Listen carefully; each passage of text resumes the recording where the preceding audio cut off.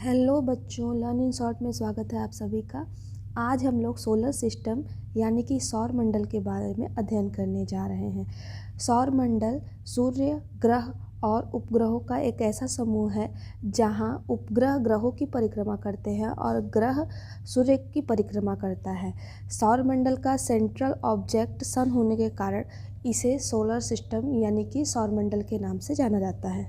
सौर प्रणाली की खोज कोपरनिकस ने की है और ग्रहों के गति का नियम केपलर ने बताया है। सौर मंडल में ग्रहों की संख्या 8 है, जो 2006 से पहले 9 हुआ करती थी। यम को ग्रहों की श्रेणी से हटा करके 52 ग्रहों की श्रेणी में रख दिया गया है।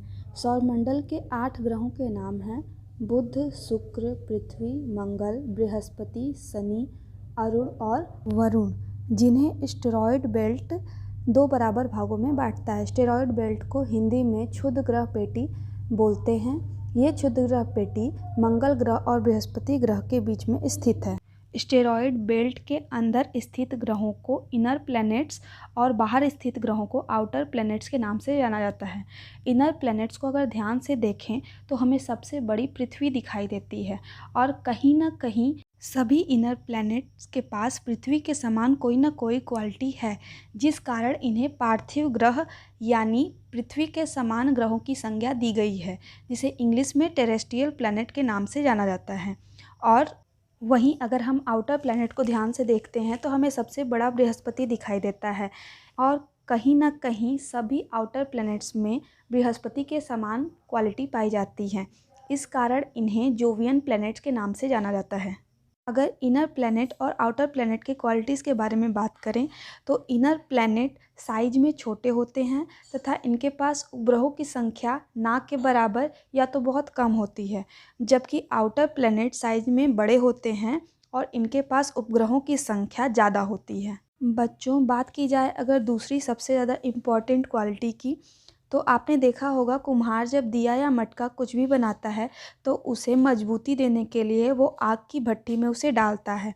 उसी प्रकार अगर हम इनर प्लैनेट की बात करते हैं तो वो सूर्य के पास हैं, इस कारण वो सॉलिड हैं और उन पे खड़ा हुआ जा सकता है, जबकि आउटर प्लैनेट सूर्य से काफ़ी दूरी पर हैं, इसलिए उन्हें सूर्य की ऊष्मा प्राप्त नहीं हो पाती और वो पूरी तरीके से सॉलिड नहीं है, जिस कारण उन पे खड़ा होना असंभव है।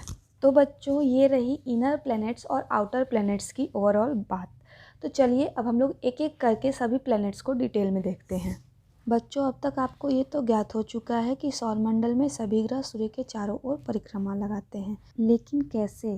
क्या ये कभी सोचा है? सभी ग्रह अपने लगभग वृत्ताकार पथ पर पश्चिम से पूर्व की ओर सूर्य के चारों ओर परिक्रमा लगाते हैं, जिस कारण वहाँ सूर्योदय पूर्व से होता है, जबकि आगे से दूसरे शुक्र और पीछे से दूसरे ग्रह अरुण ये सूर्य की परिक्रमा पूर्व से पश्चिम की ओर लगाते हैं। इस कारण वहाँ सूर्योदय पश्चिम में होता है। बच्चों, इस फिगर को ध्यान से देखो और क्या आप बता सकते हो कि सौरमंडल का सबसे छोटा प्लैनेट कौन सा है और सूर्य के सबसे ज़्यादा निकट कौन सा प्लैनेट है? जी हाँ बच्चों, आप बिल्कुल सही हो। मरकरी यानी बुध सौरमंडल का सबसे छोटा प्लैनेट है और सूर्य के सबसे पास वाला प्लैनेट है। लेकिन बच्चों, अगर आपसे कोई पूछे कि सौरमंडल का सबसे गर्म ग्रह कौन सा है तो आप सोचोगे कि बुध है, क्योंकि वो सूर्य के सबसे ज़्यादा पास है, जबकि ऐसा नहीं है। सौरमंडल का सबसे गर्म ग्रह बुध नहीं है, क्योंकि वहाँ वायुमंडल का अभाव है। सौरमंडल का सबसे गर्म ग्रह शुक्र है। बुध और शुक्र दोनों ही प्लैनेट के पास अपना कोई उपग्रह नहीं है। शुक्र को भोर का तारा और सांझ का तारा भी कहा जाता है। शुक्र को पृथ्वी की जुड़वा बहन के नाम से भी जाना जाता है। पृथ्वी को सौरमंडल का अनोखा ग्रह कहा जाता है, क्योंकि ये सौरमंडल का एकमात्र ग्रह है जहाँ जीवन है। पृथ्वी का एक ही उपग्रह है जिसे हम लोग चंद्रमा यानी मून के नाम से जानते हैं। पृथ्वी सौरमंडल का 5वां सबसे बड़ा ग्रह है और ये अपने अक्ष पर 23 सही 1/2 अंश से झुकी हुई है। पृथ्वी अपने अक्ष पर पश्चिम से पूर्व की ओर 1610 किलोमीटर प्रति घंटा की चाल से 23 घंटे 56 मिनट और 4 सेकंड में एक चक्कर पूरा करती है।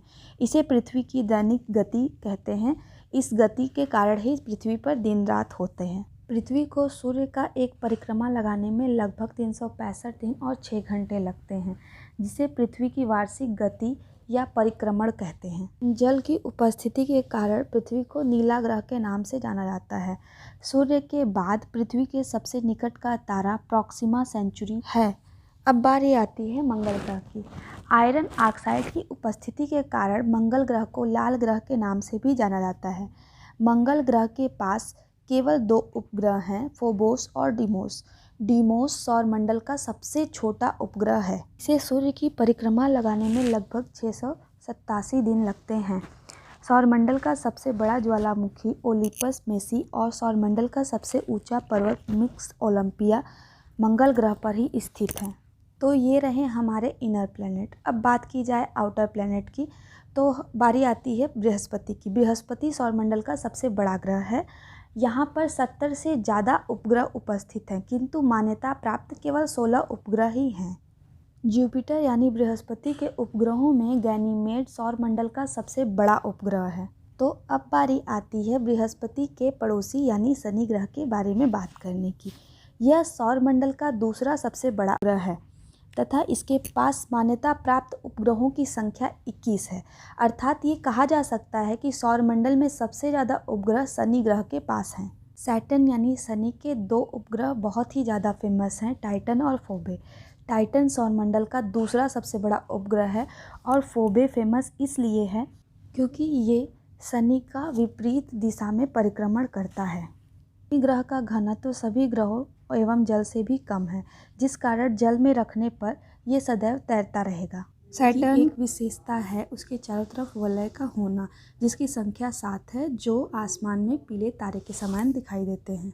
अगर बात की जाए अरुण यानी यूरेनस की, तो ये सौरमंडल का तीसरा सबसे बड़ा है तथा ये सबसे आधुनिक ग्रह है क्योंकि इसकी खोज सबसे आखिरी में की गई है। इसकी खोज का श्रेय विलियम हर्शेल को जाता है। इसके चारों ओर भी वलय की उपस्थिति देखी गई है। ये अपने अक्ष पर लगभग 80 डिग्री झुका हुआ है, जिस कारण इसे लेटे हुए ग्रह के नाम से भी जाना जाता है। तो अब बारी आती है सौरमंडल के सबसे आखिरी ग्रह वरुण की। इसकी खोज 1846 में जहान गाले ने की थी। मीथेन गैस की उपस्थिति के कारण यह ग्रह हरा दिखाई देता है, जिस कारण इसे हरे ग्रह के नाम से भी जाना जाता है। इसके उपग्रहों में टिट्रॉन सबसे प्रमुख है। So students, this is all about solar system. अगर आपको इससे रिलेटेड कोई भी क्वेश्चन पूछना है तो आप कमेंट करके पूछ सकते हो। अगर आपको ये वीडियो अच्छी लगी हो तो don't forget to like this video. और ऐसे ही बड़े टॉपिक की ज़्यादा जानकारी वाली कम समय की छोटी वीडियो को पाने के लिए चैनल को सब्सक्राइब करना ना भूलें। Thank you for watching. मिलते हैं नेक्स्ट वीडियो में। Bye bye and take care.